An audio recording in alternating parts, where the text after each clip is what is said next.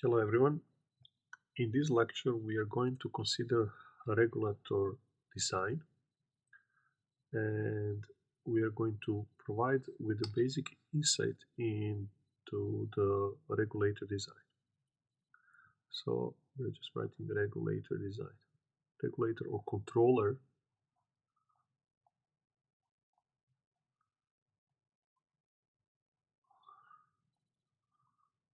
design.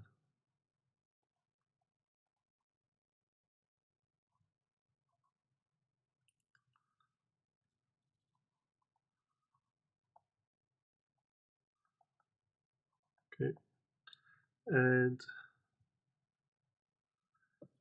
if we consider the simple example of two-tank system,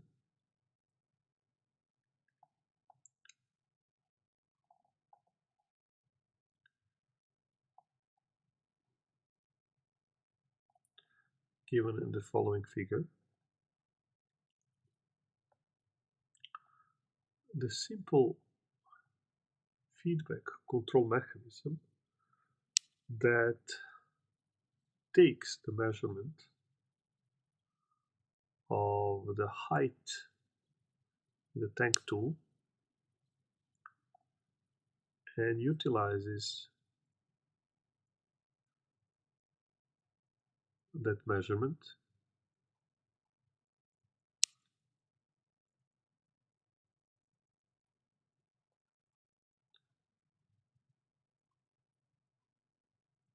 so this is the measurement. It's a buoy essentially in the tank tool, and it utilizes to feed this value against something that is provided, a reference value by us, let's say height reference, okay, say plus minus, so that from this comparison in this element goes into the controller or regulator. I will denote this with C, and from here it goes into actuator, and actuator is nothing but the mechanical device that actuates the valve here at the entrance in the first tank, which completes the feedback structure of regulation of the tank height, in other words the flow that is coming out of the tank tube. In other words, we obtain the block diagram or schematics of this feedback regulatory mechanism. We have a measurement of the state that is essentially realized by this measurement block that is compared against something that is a reference. This is fed back into controller, and controller into actuator, which provides here actuation in order to regulate the desired height in the tank. This scheme can be represented as follows. This is a reference. Here we have a comparison between what is measured. This goes into the C. Controller goes into the plant, that's G, and here is a measurement that is described by the matrix, by the H block. Here, this is some output. In this case, the output is flow or height.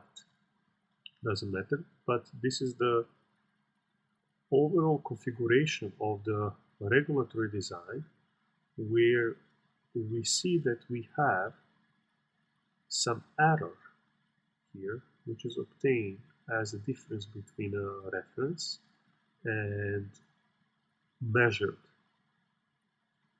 value provided by the feedback loop. So this loop here is essentially feedback loop, and this reference value compared with that measured value provides the error that feeds in the controller, and from controller provides the input into the plant, and in that way we are regulating the plant. The regulator design is nothing but design and find out C such that in the closed loop from reference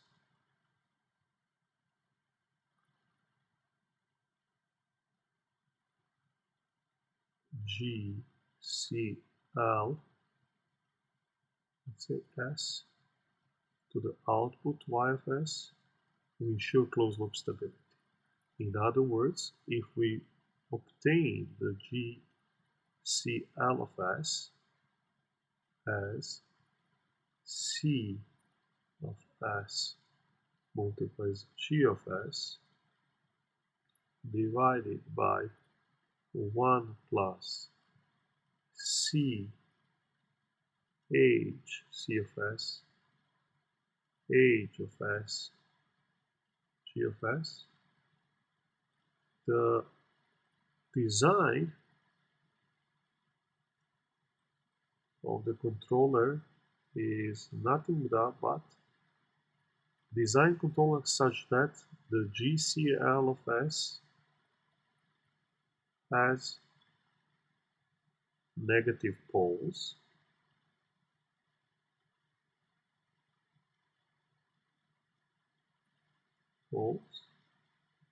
or find the C of S with the given H of S and G of S such that closed loop system is stable. This is the main requirement in the design of the controller. Okay.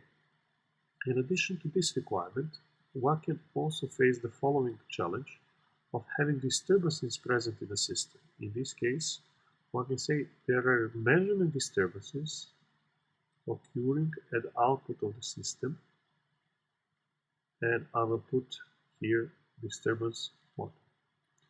In other words, disturbance here is injected in the output here, and it will come here, it will be present in the feedback signal compared with the reference. It will go into error controller and it will impact the generation of the input U.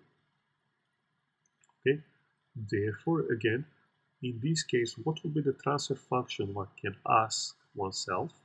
And the transfer function from the disturbance to the output is going to be G CLS.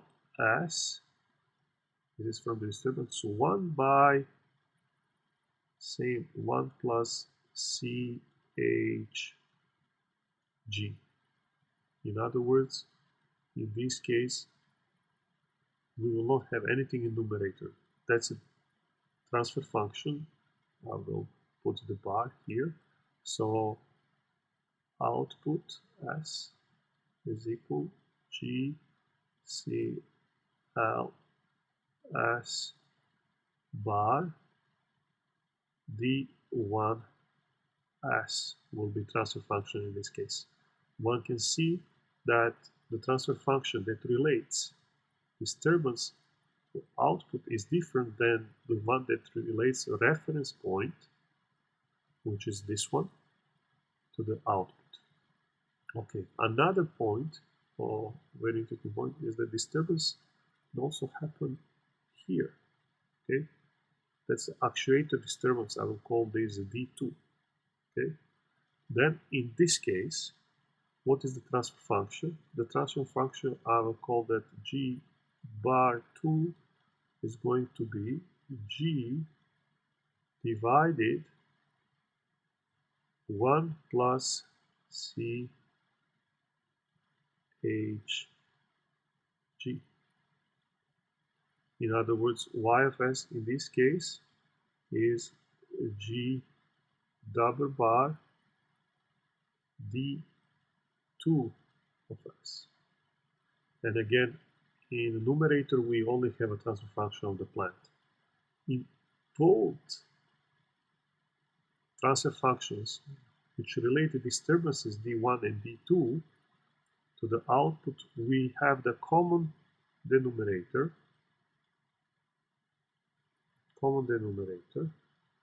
as well in the closed loop transfer function that relates a reference to the output.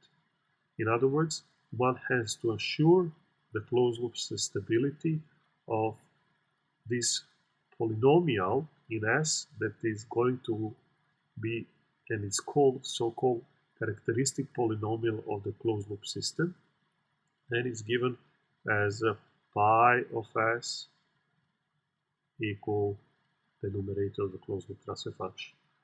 As simple as it can be, this is just a regulator or controller design that one has to undertake, and it is again find the C of S such that closed loop characteristic polynomial is going to have negative poles, or in other words, that closed loop characteristic polynomial is stable. In another lecture, we are going to learn about two ways of designing the regulator, one with a constant gain and another with a dynamical controller.